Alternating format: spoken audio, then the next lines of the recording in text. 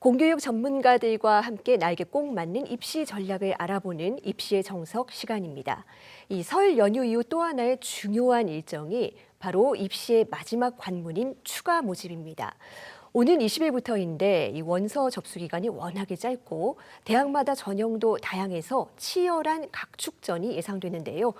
올해 입시의 최종 기회를 어떻게 하면 놓치지 않고 잡을 수 있을지 경기 전곡고등학교 문희태 선생님과 분석해 봅니다. 선생님 어서 오세요. 예, 안녕하세요.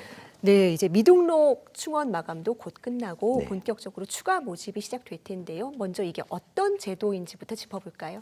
네, 추가 모집은 정시 최초 합격자와 추가 합격 절차 이후에도 정원을 채우지 못한 대학 및 학과에서 진행하는 수시 정시와 같은 별도의 모집 과정으로 보시면 될 것 같습니다.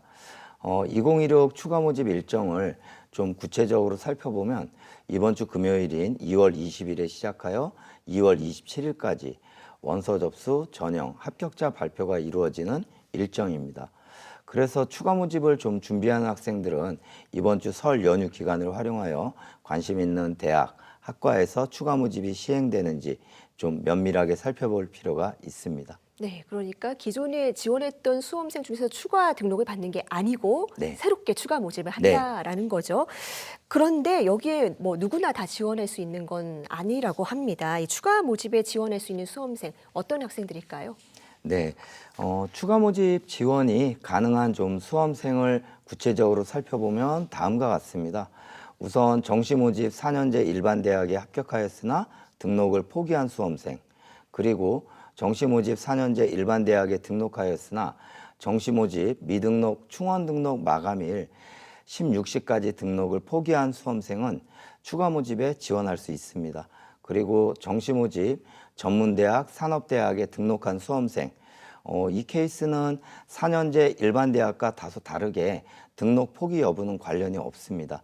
그리고 마지막으로 특별법에 의해 설치된 대학 및 각종 학교의 수시, 정시 합격자 또는 등록자는 추가 모집에 지원할 수 있습니다. 네, 이게 뭐 모든 학교가 다 하는 게 아니다 보니까 수험생이 정보를 좀 세밀하게 찾아야 될 것 같은데 추가 모집을 하는 학교, 학과 그리고 선발 규모는 어떻게 확인할 수 있는 겁니까? 네, 맞습니다. 추가 모집은 실시 대학별 자율적으로 진행되기에 일정 또한 일주일로 되게 짧게 진행되기에 추가 모집의 실시 대학 모집 인원, 수시 정시에 비해서 아무래도 수험생이 확인하기에 좀 어려움이 있습니다. 추가 모집에 관심을 두고 있는 수험생들의 경우에는 2월 20일 9시 이후에 한국대학교육협의회 홈페이지 또는 대입정보 포털에서 확인이 가능합니다. 그 전에 관심을 두고 있는 대학교의 홈페이지를 방문한다면 추가 모집 여부를 확인할 수 있습니다. 네. 그런데 이 수시나 정시 모집 같은 경우에 뭐 학교별로 세부 사항은 좀 다르다고 해도 큰 틀은 같이 가지 않습니까? 네. 근데 이 추가 모집은 뭐 학교별로 완전히 천차만별이라고 하던데 이 짧은 기간 안에 수험생들이 어떻게 준비를 할 수가 있습니까? 네, 우선 추가 모집 좀 현황을 좀 설명을 드려야 될 것 같습니다. 2월 13일 기준 2016 추가 모집 현황을 좀 간략하게 살펴보면 155개 교에서 총 한 8,500명 가량을 모집 예정입니다. 전년 대비 한 620명 정도가 감소한 상황입니다. 물론 이제 추후에 변경될 여지는 남아 있는데요. 전형별로 좀 살펴보면 학생부 교과가 88개 대학 5,000명 정도, 그 다음으로 수능 전형이 117개 대학 2,467명, 그리고 종합 전형 또한 22개 대학 847명을 선발합니다. 이처럼 다양한 전형에서 수험생을 선발하기에 추가 모집의 지원 전략 최우선은 본인의 강점이 내신 성적에 있는지, 생기부에 있는지, 수능 성적에 있는지 살펴보는 게 제일 중요합니다. 그리고 추가 모집은 원서 접수 기간이 2, 3일에 불과하기에 빠른 정보 수집과 신속한 의사결정이 필요합니다.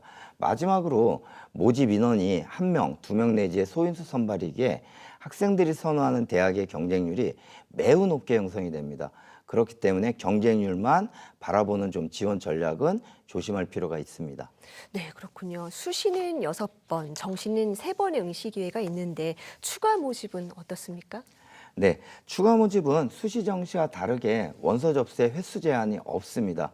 그러다 보니까 수험생이 선호하는 대학 및 학과의 경우에는 경쟁률이 매우 높게 형성되는 특징이 있습니다. 또한 원서 접수 기간, 합격자 발표 등이 대학마다 자율적으로 실시되는 특징이 있습니다. 특정 대학은 추가 모집을 1차 실시하고 거기에서도 미달이 발생할 경우에 추가 모집 2차를 실시하는 등 좀 수시 정시와는 다른 모습을 보이고 있기 때문에 추가 모집 요강을 꼼꼼하게 살펴볼 필요가 있습니다. 네, 이제 뭐 수험생들 입장에서는 진짜 마지막 기회이기 때문에 아무래도 관심이 가장 높은 사안이 규모 아니겠습니까? 네. 지난해 같은 경우에는 또 수험생들이 꽤 선호도가 높은 대학에서도 추가 모집하는 경우가 있었는데 올해는 어떨까요? 네, 작년에는 학생들의 선호도가 높은 이제 의학 계열 그리고 서울권 주요 대학들에서도 추가 모집을 실시하였습니다. 올해도 마찬가지입니다. 다만 올해 추가 모집 인원 자체가 앞에 말씀드렸듯이 전년도보다 줄어들었고 의학 계열 및 서울권 대학의 모집 인원도 다소 줄어든 것으로 파악되고 있습니다. 보통 추가 모집의 경쟁률이 학생들이 선호하는 대학이나 의학 계열은 100대 1 또는 수백 대 1을 훌쩍 뛰어넘습니다. 그렇기 때문에 올해의 경우에는 아무래도 의학 계열 및 서울권 대학의 모집 인원이 줄었기 때문에 이들의 경쟁은 좀 더 치열해질 것으로 예상이 됩니다. 네, 이제 이 입시라는 긴 터널의 끝에서 만난 이 마지막 기회가 바로 이 추가 모집입니다. 연휴 끝나자마자 정말 숨가쁘게 일정이 진행되니까 우리 수험생들이 끝까지 집중력 잘 발휘해야겠습니다. 선생님 오늘 말씀 잘 들었습니다. 감사합니다. 네, 고맙습니다.